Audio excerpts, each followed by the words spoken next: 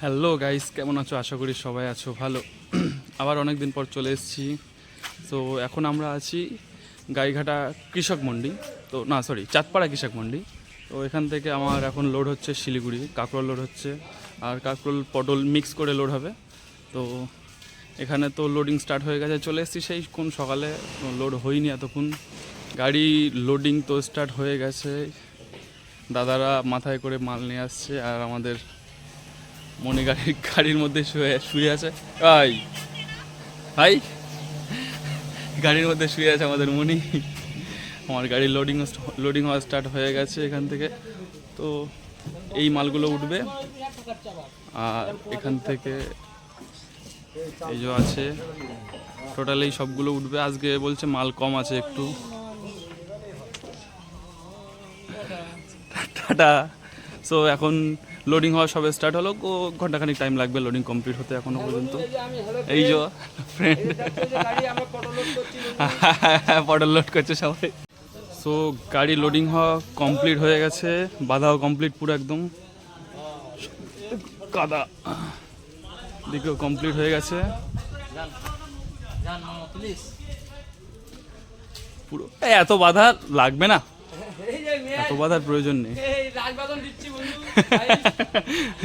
Last বাধা দিচ্ছে তো কমপ্লিট হয়ে গেছে। আরে হে ভাই উপরে বসে বিড়ি খাচ্ছে। তো পুরো কমপ্লিট।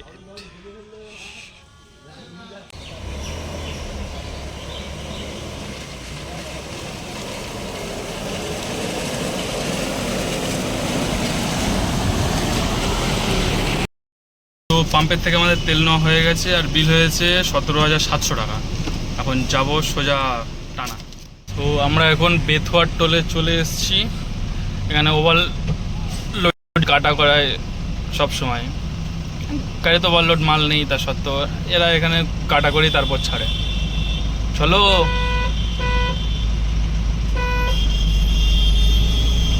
এই ছোটো গাড়িটার ওভারলোডিং হয়েছে, এই ওভারলোডিংয়ের কাটা।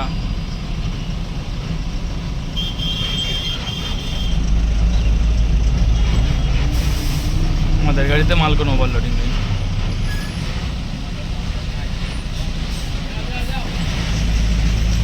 কোনো চাপ নেই, ওভারলোডিং নেই, কিচ্ছু নেই। এখান থেকে এই জায়গায় টোল নেয়, কিন্তু রাস্তা এখনো পর্যন্ত আগের মতোই আছে, রাস্তা ঠিক হয়নি। আইলা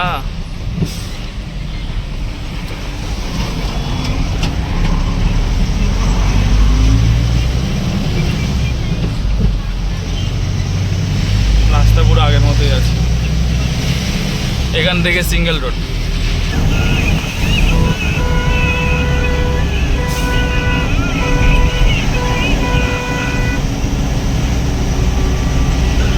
যার মতো উঠছে, জায়গা কোনো রকম নেই।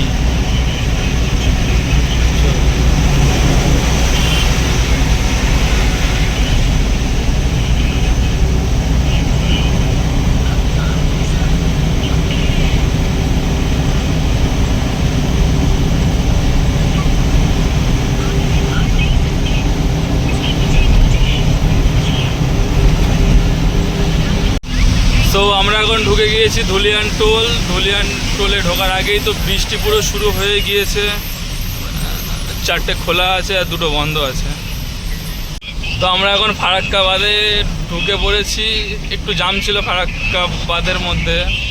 তো শুকনোর টাইমে যা দেখা যায় যে নিচে বালি পর্যন্ত দেখা যায় শুকনোর টাইমে, আর এখন তো পুরোটা জলে থই থই করছে, এতটা পরিমাণে, মানে এদিকে বৃষ্টি হয়ে যা প্রচণ্ড পরিমাণে জল।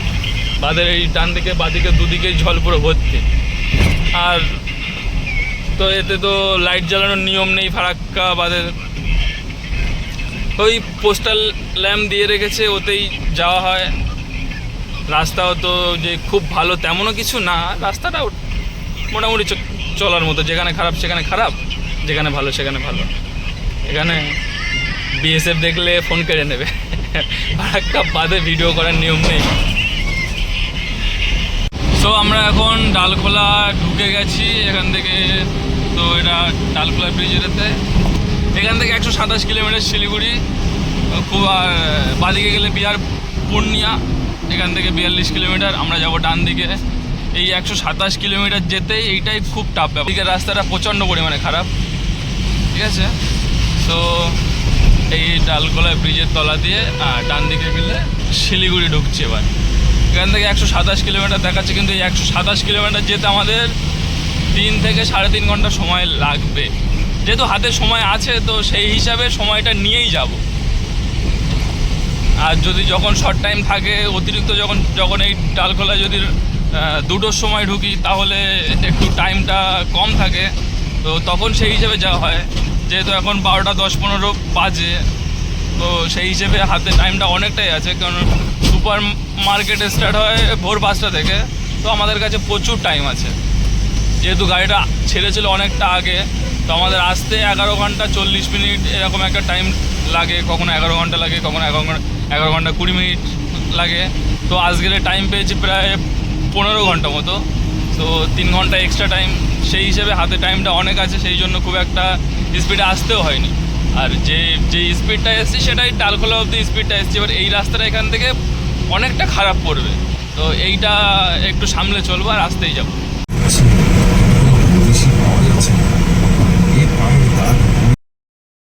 Good morning. শিলিগুড়িতে ঢুকে গিয়েছিলাম রাত্রির 3:30টার দিকে। তো আড়াইটার দিকে ঢুকে যেতাম, তো প্রচণ্ড পরিমাণে জাম ছিল শিলিগুড়িতে, সোজাসুজি ঢুকতে পারছিলাম না, অন্য রুট দিয়ে ঘুরে এসেছি। কিছু বস্তা মাল বাকি আছে, খালি হয়ে যাবে। আর এখান থেকে তো এখন পুরো নো এন্ট্রি পড়ে গিয়েছে। এখান থেকে বার হতে গেলে একটা সিস্টেম আছে, শিলিগুড়ির থেকে বার হয়ে সুপার মার্কেট থেকে সাইড একটা ফোন মানে ট্রাফিকের বুথ টাইপের থাকে না, ঠিক সেরকম আছে। তো ওখানে গিয়ে 300 টাকা দিয়ে এন্ট্রি করতে হবে, তারপর তুমি শিলিগুড়ি সিটি থেকে বার হতে পারবে, না হলে নো এন্ট্রি পুরো ফাইন চাপিয়ে দেবে। সকাল থেকে এখনো সন্ধ্যা হয়ে গেলে এখানেই শুয়ে আছি, লোড পাইনি। একটা লোডের হওয়ার কনফার্ম হওয়ার কথা ছিল, তা লোডটা ক্যান্সেল হয়ে গেছে, লোড পাইনি। দুপুরবেলায় মাছ মান্ডির দিকে ওখানে গিয়ে খাওয়া দাওয়া করে দুজন মিলে ঘুমাচ্ছিলাম, আর এখন এই গেটের মুখে আছি দাঁড়িয়ে। বেকার লোড পাইনি যখন নো এন্ট্রিতে বার হয়নি। নো এন্ট্রিতে বার হলে ফালতু 300 টাকা এন্ট্রি চার্জ যাবে, ও অনেকটা প্রবলেম। তো আমরা এখন এই শিলিগুড়ি মার্কেটের মধ্যেই ঘুরছি, আর একটা 10 টাকার এখানে সব কিছু দিয়ে মিক্স একটা মশলা আছে, এটাই।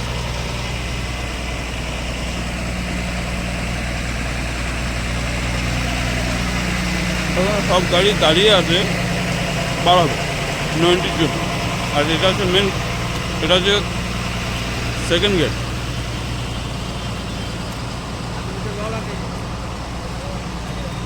এটা হচ্ছে পার্কিং সাইড, এটা পুরো এটা হচ্ছে সেকেন্ড গেট। এখান থেকে বার হওয়ার এন্ট্রি। এখানে ঢোকার সময় একটা স্লিপ দেয়, সেই স্লিপটা এখানে দেখিয়ে তারপর বার হতে হয়, না হলে এখান থেকে বার হতে দেবে না। কারণ তুমি কোন টাইমে ঢুকেছো কি না সেটা এখানে চেকিং হয়, তারপরে ঘন্টা হিসেবে এখানে পার্কিংয়ের চার্জ করে। তো এরা সব দাঁড়িয়ে আছে, কেউ কেউ লোডের জন্য দাঁড়িয়ে আছে, কেউ কেউ লোড পায়নি, কিংবা নো এন্ট্রির জন্য আছে দাঁড়িয়ে, কারণ গাড়ি খালি হয়নি। এখানে টিএসের গাড়ি এসছে, অনেক দূর থেকে শিলিগুড়ি সুপার মার্কেটে মাল আসে। এই গাড়িটা হচ্ছে ইউপির থেকে এসছে, এটা ইউপির থেকে আইসার 12 টনের গাড়ি এসছে। এইটা জাস্ট পার্কিং এরিয়ায় এই গাড়ি, ভেতরে প্রচুর গাড়ি আছে। ওই সাইডটাই ঘুরে গিয়ে আরও আছে গাড়ি, আর সবজি খালি হয় এর ভেতরে। নো এন্ট্রি উঠে গিয়েছে, এখন এখান থেকে মার্কেট থেকে বার হচ্ছি। আর এখানে পার্কিংয়ের জন্য টাকা পে করতে হয়, এখানে টাইম হিসেবে পার্কিং চার্জ লাগে। স্লিপটা করে এই তো স্লিপ। চলো, আমাদের দাদা পার্কিং নেবে না। দাদা ধরো, 2 টাকা দে, 100 টাকা। দিনের দিন বার হয়ে গেলে 50 টাকা যায়, আর টাইম পার হয়ে গেলে 100 টাকা যায়। 100টাও 12 ঘন্টা হিসেবে। এটা আবার কালকে সকালে যখন পার হবে এটা 150 টাকা লাগবে। ওই আমাদের আগের দিন কত গেছিল? 150 টাকা গেছিল। বাদও দিলাম। আমি ভিডিও কল করবো। চলো পার্কিং দেওয়া হয়ে গেছে, এখন বার হচ্ছি।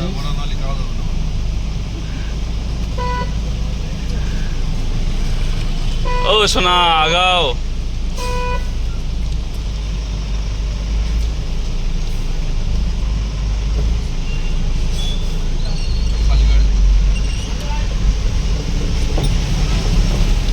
পার্কিং দেওয়া হয়ে গেছে কমপ্লিট।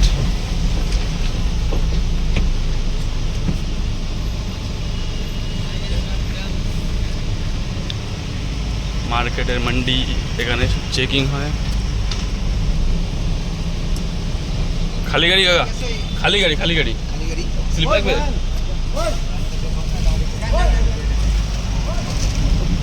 মান্ডির থেকে বার হয়ে গেছে, সামনে বিএসএফ ক্যাম্প আছে, এখানে সামনেই বিএসএফ ক্যাম্প আছে।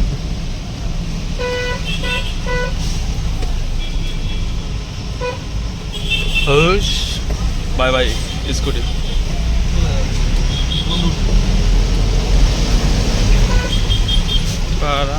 যাও যাও, ওঠো ওঠো ওঠো।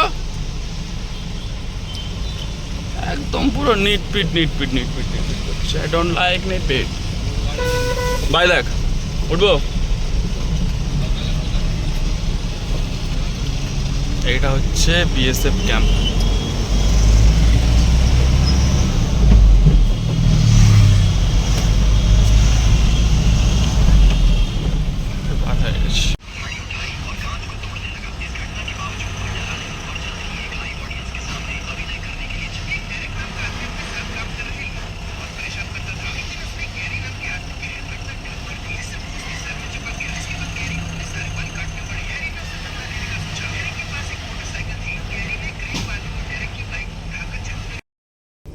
Good morning.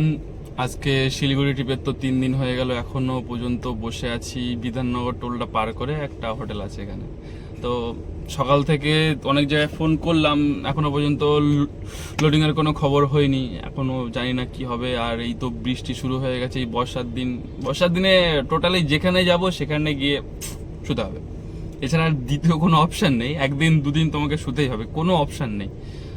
এখনো পর্যন্ত এই হোটেলেই আছি। আর এখানে তো পার্কিং আছে, এখানে তো অনেক স্টেটের গাড়ি আছে। সো এখন বৃষ্টি পড়ছে বলে বাইরে যেতে পারছি না।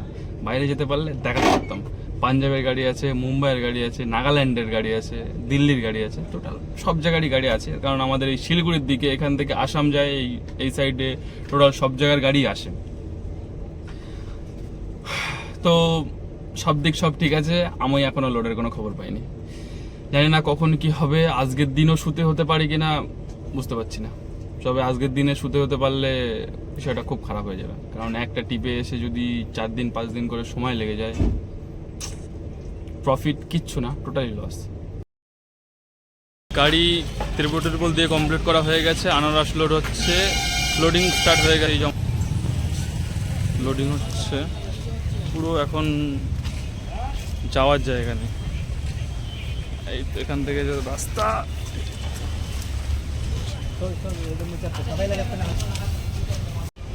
লোডিং স্টার্ট হয়ে গেছে, লোডিং হচ্ছে। এখানে আনারসের লাট আছে এই ঘর।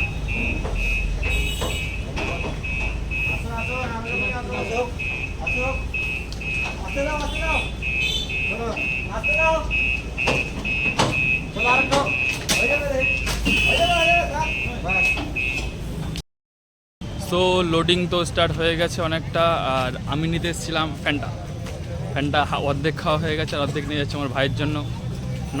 না নিয়ে গেলে তো একটা অনেক রকমের ঝামেলা।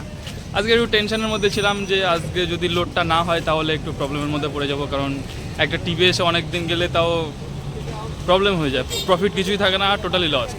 আর এখন যাই হোক লোডটা পেয়েছি, আর লোডটা পেয়েছি কোথাকার, ক্যানিংয়ের লোড পেয়েছি।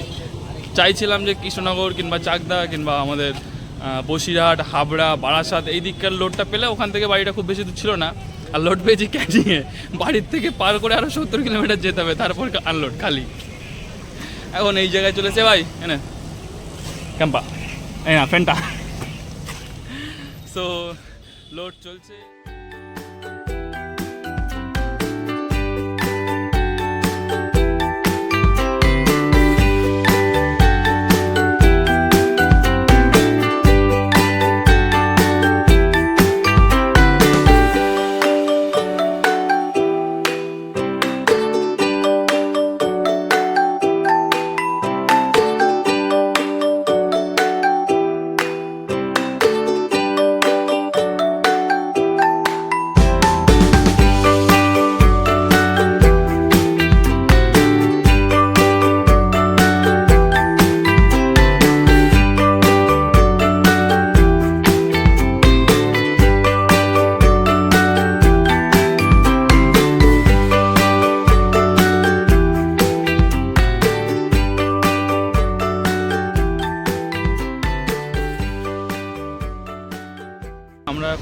ইসলামপুর হোটেলের এখানে এসে দাঁড়িয়ে খাওয়া দাওয়া, স্নান খাওয়া দাওয়া সব কমপ্লিট করা হয়ে গেছে।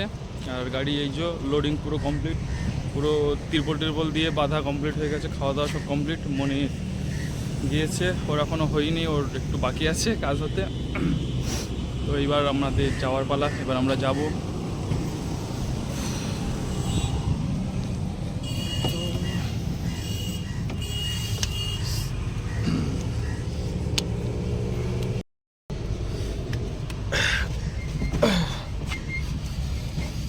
সব হয়ে গেছে,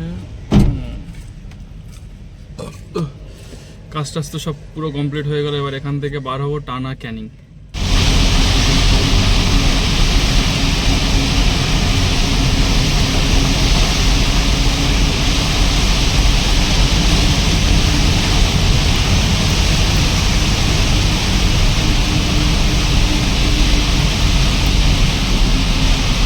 তো আমরা সবেমাত্রই ক্যানিংয়ে এসে পৌঁছালাম। তো রাস্তাটা অনেকটা মানে এদিকে সরবেরিয়াটা পার করে প্রচণ্ড পরিমাণে বৃষ্টি, জাস্ট মুষলধারায় বৃষ্টি হয়েছে। কি বলবো, কিছু বলার নেই, কিছু দেখা যাচ্ছিল না, ওয়াইপারে পর্যন্ত জল কাটছিল না, এতটা পরিমাণে বৃষ্টি হয়েছে। তো সারা রাত তো জেগে গাড়ি চালিয়ে আসতে হয়েছে। আমি খানিকটা চালিয়েছি, মনি খানিকটা চালিয়েছে, আর দুজন মিলে কম্বিনেশন করে চালানো হয়েছে আর কি। আর এখন এই বৃষ্টিটা থামবে, তারপরে গাড়ি আনলোড হওয়া স্টার্ট হবে। আর আনারস খালি করতে তো অনেক টাইম লাগে। এটা অন্য কোনো যদি বস্তার মাল হতো তাহলে 1 ঘন্টা কি আধা ঘন্টা 40 মিনিটের মধ্যে খালি করে দিত, বাট অনেকটা টাইম লাগবে খালি করতে। আমাদের তো টাইম দিয়েছে, বলছে 3 থেকে 4 ঘন্টা টাইম লাগবে খালি করতে। কখন কি খালি হবে তো সেইভাবে জানি না, এখনো পর্যন্ত খালি স্টার্ট হয়নি, সবে মাত্র এসে পৌঁছলাম। আর যা বৃষ্টি হয়েছে তা বলার মতো না, অসম্ভব বৃষ্টি হয়েছে। সো গাড়ি খালি হয়ে গেছে, পুরো প্রপার কমপ্লিট হয়ে গেছে। ওখান ক্যানিং থেকে বার হয়ে আমরা চলে এসেছি সরবেরিয়া পার করে, একটা ফাঁকা জায়গায় আছি দাঁড়িয়ে, এখানে একটু রেস্ট নিচ্ছি। তো সব কাজ কমপ্লিট হয়ে গেছে, তো অনেক কথাই বললাম, আর বেশি কিছু বলবো না। তো ভিডিওটা যদি ভালো লেগে থাকে লাইক করো, কমেন্ট করো অ্যান্ড সাবস্ক্রাইব করে দিও। সো টাটা, বাই বাই, দেখা হবে নেক্সট আর একটা ব্লগে। সো এখনকার জন্য টাটা।